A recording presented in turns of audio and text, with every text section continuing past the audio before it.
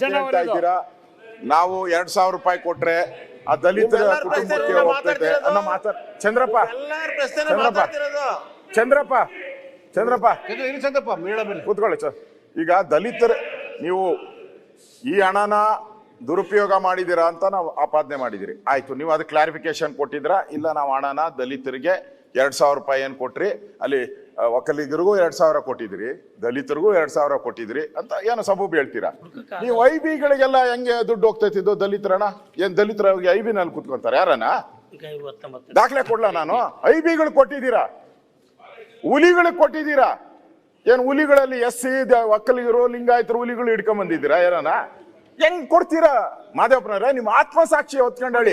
ಬೇರೆ ಏನಾರ ತಪ್ಪು ಮಾಡಿದ್ರೆ ನೀವು ಒಪ್ಕೊಂತ ಇದ್ರ? ನಿಮ್ ಆತ್ಮಸಾಕ್ಷಿಗೆ ಕ್ವಶನ್ ಹಾಕೊಳ್ಳಿ. ನಾನು ಬೇರೆ ಏನು ಕೇಳಲ್ಲ, ನಿಮ್ ಆತ್ಮಸಾಕ್ಷಿ ಕ್ವಶನ್ ಹಾಕೊಳ್ಳಿ. ನೀವು ಒಬ್ಬ ಆ ದಲಿತ ಮುಖಂಡರಾಗಿ ನಿಮ್ಗೆ ಸರಿ ಅನ್ಸಿದ್ರೆ ನಿಮ್ಮ ಇಷ್ಟ ಏನಾನ ಮಾಡ್ಬೋದು. ಈಗ ಮಾನ್ಯ ಅಧ್ಯಕ್ಷರೇ, ಮಾನ್ಯ ವಿರೋಧ ಪಕ್ಷದ ನಾಯಕರು ಒಂದು ಸಲಹೆ ಕೊಟ್ಟಿದ್ದಾರೆ. ಈ ಒಂದು ಬಡ್ಜೆಟ್ ಮಾಡಿ ಈ ಹಣ ಅಲೋಕೇಟ್ ಆಗುವಾಗ ಸೋಷಿಯಲ್ ವೆಲ್ಫೇರ್ ಅವರು ಮಸ್ಟ್ ಹ್ಯಾವ್ ಎ ಸೇ. ಅದು ಕರೆಕ್ಟ್. ನಾನು ಸ್ಟೇಟ್ ಕೌನ್ಸಿಲ್ ಈ ಮಾತನ್ನು ಹೇಳಿದ್ದೀನಿ.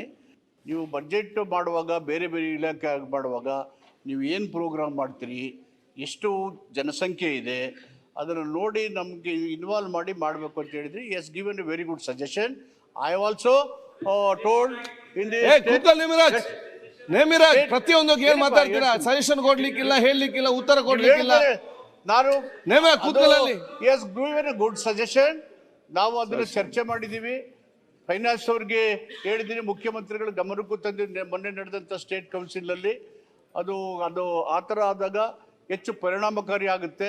ಮತ್ತೆ ಪವರ್ಗೆ ಎಲ್ಲಿ ಕೊಟ್ಟಿದ್ದೀರಿ ಅಂತೇಳಿ ನಾವು ಎಲ್ಲ ಇಲಾಖೆಗೂ ನಿಮಗೆ ಕೊಟ್ಟಂಥ ಹಣದಲ್ಲಿ ಫಲಾನುಭವಿಗಳ ಸಂಖ್ಯೆಯನ್ನು ಕೊಡಬೇಕು. ಅದು ಕೊಡಲಿ. ಓವರ್ ಎಂಡ್ ಬಾಲಕ್ ಕಟ್ಟಿದ್ರೆ you should surrender the money back to the social welfare ಮಿಟ್, ರೀಅಪ್ರೋಪ್ರಿಯೇಟ್ ಮಾಡ್ತೀವಿ ಅಂತ ಹೇಳಿ ಸ್ಟ್ರಿಕ್ಟ್ ಆಗಿ ಹೇಳಿದ್ದೀವಿ. 7D ಬಂದಿದ್ದು ನಿಮ್ಮ ಕಾಲದಲ್ಲ ನಮ್ಮ ಕಾಲದಲ್ಲ? 7D ಬಂತಲ್ಲ ಸರ್ ಮೊನ್ನೆ ಅಧ್ಯಕ್ಷ? 7D ಎಲ್ಲ ನಮ್ಮ ಕಾಲದಲ್ಲೇ ಚಂದ್ರಪ್ಪ. ಅಲ್ಲಲ್ಲ, ನಿಮ್ಮ ಕಾಲದಲ್ಲೇ ಮಾಡಿದ್ದು. ನೀವೇ ಇವಾಗ ತೆಗ್ದಿದ್ದೀರಾ? ಅದು ತೆಗ್ದಿದ್ದೀರಾ? ಬೇರೆ ರೂಪದಲ್ಲಿ 35,000 ಕೋಟಿ ಕೊಟ್ಟಿದ್ದೀರಾ? ನಾನೇನ್ ಹೇಳಿದೆ? 35,000 ಕೋಟಿ ಸರ್.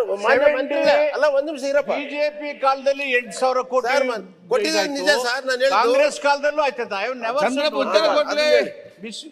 ನಾನು ನನ್ಗೆ ಈ ಕಡೆ ಆಯ್ತು, ಈ ಕಡೆ ಆಗಿಲ್ಲ ಅಂತ ಹೇಳಿಲ್ಲ. ಅಲ್ಲಿ ಹೇಗಾಯ್ತು?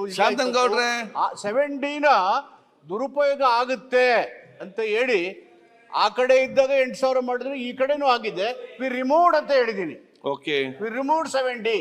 ಹೀಗಾಗಿ ಈ ಯೋಜನೆ ಓವರ್ ಎಂಡ್ ಅಬ್ ಆಗಿದ್ರೆ ಆ ಇಲಾಖೆಗಳಿಗೆ ಸ್ಟ್ರಿಕ್ಟ್ ಆಗಿ ಹೇಳಿದೀವಿ. ಓಕೆ, ಅವರು ನೀವು ಡೀಟೇಲ್ ಫರ್ನಿಶ್ ಮಾಡಬೇಕು, ಬೆನಿಫಿಷಿಯರ್ ಲಿಸ್ಟ್ ಕೊಡಬೇಕು ಅಂತ ಹೇಳಿ ಅದನ್ನು ಕೊಟ್ಟಿದೆ. ಹೀಗಾಗಿ ಗ್ಯಾರಂಟಿ ಯೋಜನೆಗಳಲ್ಲಿರ್ತಕ್ಕಂಥ ಫಲಾನುಭವಿಗಳು SC ST ಗಳಿಗೆ ಮಾತ್ರ ಈ ಹಣ ಹೋಗುತ್ತೆ ಹೊರತು ಜನರಲ್ ಸ್ಕೀಮ್ಗೆ ಕೊಟ್ಟಿಲ್ಲ, ಕೊಡೋದಿಲ್ಲ. ಹುಲಿ ಮತ್ತು ಆನೆಗಳು ಕೊಡೋದು ಅದು ಸೆಂಟ್ರಲ್ ಗೌರ್ಮೆಂಟ್. ಅದು ಸೆಂಟ್ರಲ್ ಗೌರ್ಮೆಂಟ್ ಸ್ಕೀಮ್ ಇದೆ. ಯಾವುದು CHS ಸ್ಕೀಮು, ಗೌರ್ಮೆಂಟ್ ಆಫ್ ಇಂಡಿಯಾದ್ದು. ನಾವು ಇದು ಮಾಡ್ದಂಗೆ ಅದೇ ಹೇಳಿದೆ. ಅದು ಫಲಾನುಭವಿ ಕೊಟ್ಟರೆ ನಾನು ಇಲಾಖೆಗೆ ಸ್ಟ್ರಿಕ್ಟ್ ಆಗಿ ಹೇಳಿದ್ದೀನಿ to furnish the detail. You are correct. They have not furnished. I have told them strictly in the nodal agency meeting as well in the state council meeting to furnish all those details. Every department should furnish. It is their founded duty. ಅಲ್ಲ, ಶಕ್ತಿ ಯೋಜನೆ ಫಲಾನುಭವಿಗಳ ಪಟ್ಟಿ ಕೊಡಲಿಲ್ಲ ಅಂದ್ರೆ ಅವ್ರ ಮೇಲೆ action ತಗೋತೀರಾ? ಶಕ್ತಿ ಯೋಜನೆಯ ಫಲಾನುಭವಿಗಳ ಪಟ್ಟಿಯನ್ನು ಕೊಡ್ಲಿಲ್ಲ ಅಂದ್ರೆ ಅವ್ರ ಮೇಲೆ ಆಕ್ಷನ್ ತಗೋತೀರಾ? ನೀವು ಕಮಿಟ್ ಮಾಡಿ ಸರ್. ಅದು ಮಾಡ್ತಿದ್ದು ನೀವು ಬಸ್ಸಲ್ಲಿ ಓಡಾಡಿರೋರು ಪಟ್ಟಿ ಕೊಡಬೇಕು ಅಂತ ಹೇಳಿ ಕೊಡ್ಲಿಲ್ಲ ಅಂದ್ರೆ ಸರಿ ಉಂಟಾ ಇಲ್ಲ ಅಂತ very act itself. I will invoke penal class. The very act itself provides penal class. I will invoke penal class. Okay.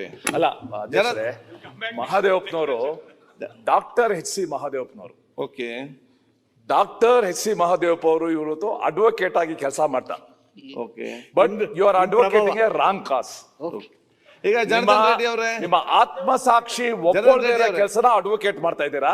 You are defending a very hopeless case. ಈಗ ಆತ್ಮಸಾಕ್ಷಿಗೆ ವಿರೋಧ ಆಗಿದೆ ಅಂದ್ರೆ ನಾನು ಇಲ್ಲಿ ಕೂತ್ಕೊಳ್ಳೋದೇ ಇಲ್ಲ.